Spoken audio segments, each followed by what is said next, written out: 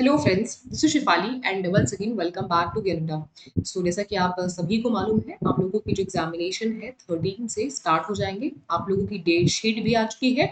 साथ ही साथ में किस सिटी में आपका एग्जामिनेशन होने वाला है, इसका भी अलॉटमेंट किया जा चुका है। तो होपफुली आप सभी ने उस अलॉटमेंट को देख लिया होगा। आज से आप लोगों के लिए 5 minute sure topic question with explanation के एक प्लेलिस्ट में बना रही हूँ। इस सीरीज को मैं शुरू कर रही हूँ और इस सीरीज में ये बिल्कुल पहली सेशन, पहला क्लास, पहला वीडियो है।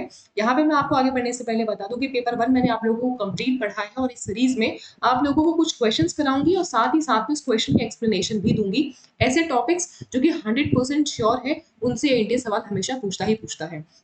तो सवाल की इसी श्रृंखला में, इस सीरीज में जो पहला क्वेश्चन है वो न्याय classical Indian school of logic से है। पूछा जा रहा है यहाँ पे कि अकॉर्डिंग टू न्याय which means of knowledge, knowledge का मतलब यहाँ पे प्रमाण से दिया है, is used in the following argument, यानी कि ये जो आर्ग्यूमेंट आगे लिखा है यहाँ से यहाँ तक, इसमें कौन से नॉलेज की मीन्स को इस्तेमाल किया गया है।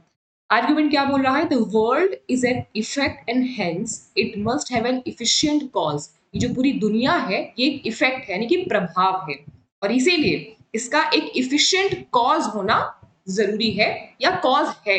जैसे कि यहाँ पे लिखा है कॉज, लाइक, लाइक मैंने जैसे कि, लाइक ऑल ऑब्जेक्ट्स, जितने भी वस्तुएं आप देख पा रहे हैं। एग्जाम्पल के तौर पे pots, cloth, tree, human being, पेड़, एवरीथिंग एटसेट्रा।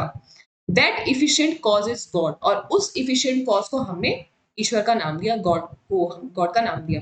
अब ये सवाल है, यहाँ पे अगर आप ठीक तरीके से समझ पाए तो इन्होंने गॉड की जो तुलना है ना, उसकी तुलना किससे बोली हुई है? इन्होंने बोला कि पूरी दुनिया में जो इफेक्ट है उसके पीछे एक रीजन है और उसके पीछे एक इफिशिएंट कॉज है। इफिशिएंट कॉज में उन्होंने ईश्वर का नाम बोला। ईश्वर को तो किसी ने देखा नहीं है ना, लेकिन हमने पॉट को तो देखा है, क्लॉथ को तो देखा है, तमाम और चीजें जो हम अपनी आंखों से देख पा रहे हैं, समझ पा रहे हैं। तो यहाँ पे हम अनुमान लगाने की कोशिश कर रहे हैं। अर्थपति, अनुमान, उपमान और शब्द। इस प्रश्न का सही उत्तर हो जाएगा इन्फरेंस, यानी कि अनुमान। अब इस क्वेश्चन में आप लोगों को 4 और ऑप्शन दिख रहे हैं, अर्थपति, अनुमान, उपमान, शब्द। इसके बारे में भी फटाफट समझ लेते हैं। दरअसल जो न्याय स्कूल है लॉजिक का, यानी कि तर्क शास्त्र का, यहाँ पे valid source of knowledge, valid source of knowledge को 6 भाग में बांटा गया है। बोला गया है कि 6 प्रकार से हमें नॉलेज मिलता है। 6 प्रकार से हमें नॉलेज मिलता है और उसमें से जो 4 प्रकार है वो आपके वैलिड सोर्स ऑफ नॉलेज यानी कि वैध है, और 2 जो है वो आपके इनवैलिड बोले जाते हैं। तो कौन से वैलिड है, कौन से इनवैलिड है, इसे भी समझेंगे। पहले समझते हैं कि नॉलेज का जो सोर्स है उसकी बात क्या है। न्याय स्कूल ऑफ फिलोसफी बोलती है, वेद पे विश्वास करती है, जो हमारे वेद है उन पे विश्वास करती है। इनका कहना यह है कि हमारे पास में जो भी ज्ञान है, जो भी नॉलेज है, वो हमें वेदों से मिलता है। यानी कि हम आस्तिकता की बात करते हैं, ईश्वर की बातों पे विश्वास रखते हैं। तो यहाँ पे जो सबसे पहला बोला गया है कि नॉलेज का जो सोर्स है, ज्ञान का जो सोर्स है, वो है प्रत्यक्ष रूप से जो इस चीज के बारे में आपको इंफॉर्मेशन मिल रही है, वो हमारा वैलिड सोर्स हम मानेंगे। प्रत्यक्ष को अंग्रेजी में परसेप्शन बोलते हैं।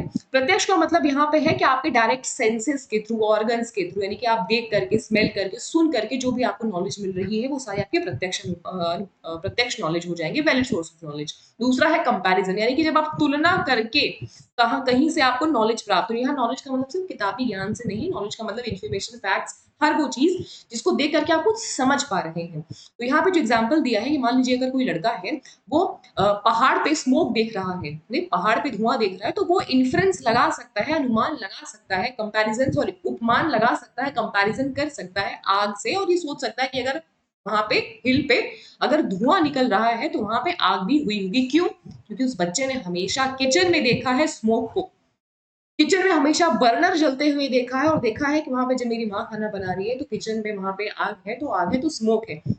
तो इस चीज से उन्होंने उसने कंपैरिजन किया, उपमान किया, और उपमान करके उसने बताया कि अगर पहाड़ पे भी स्मोक आ रहा है तो वहां भी फायर लगी होगी। इसको हमने कंपैरिजन कर दिया। तो यहाँ से हमें नॉलेज मिला।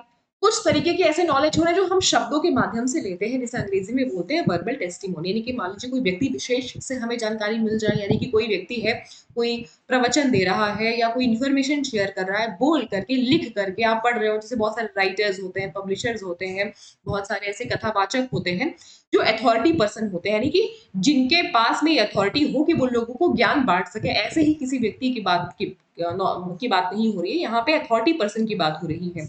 वहां से जब आप नॉलेज लेते हैं तो वो आपका शब्द के माध्यम से नॉलेज हो गया। फिर चौथा है इसमें अनुमान। अनुमान का मतलब ये हुआ कि आप कंक्लूजन पे पहुंचने की कोशिश कर रहे हैं उस चीज का माध्यम बना करके जिस चीज के बारे में आपको प्रायर नॉलेज है और उस जगह पे पहुंचने की कोशिश कर रहे हैं जिसके बारे में आपको कोई नॉलेज नहीं है। जैसे कि मान लीजिए अगर आप मुझसे कहते हैं कि मैम ये बताइए कि मैम मार्स देखने में कैसा है, मैं मार्स पे कभी नहीं गया, तो मैं आपको बोल रही हूँ कि आपने क्या राजस्थान आप गए हो, आपने रेगिस्तान तो देखा होगा, भारत में आप है तो आपने रेगिस्तान तो देखा होगा।